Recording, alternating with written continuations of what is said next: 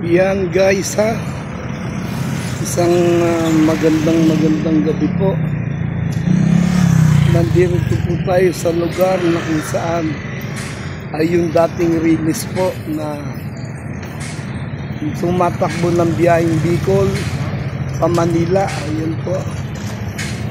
And ngayon po siguro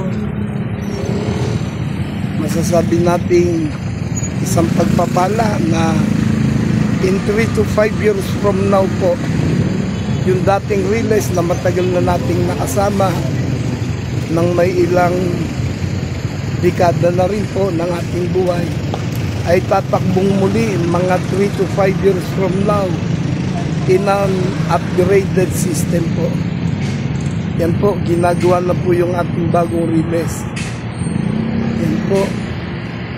Siguro po kung naging isang bagay na para umasenso tayo doon sa mga nakaraang panahon, masigit po siguro ang magiging pag-asenso natin kapag once na ang bagong release na ito po ay on operational na.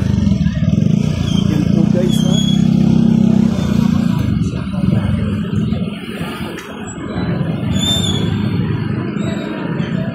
Hopefully by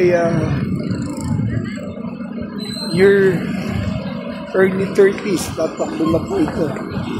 Or before 30s, 2030, tatakbo na po itong bagong release natin. 3 to 5 years from now daw po, tapos na ito. Hindi ko lang po alam kung ang magiging destination nito ay yung kagaya pa rin ng dati, Bicol to Manila. So guys, abangan na lang po natin. Ayan po, isang magandang gabi po sa inyong lahat.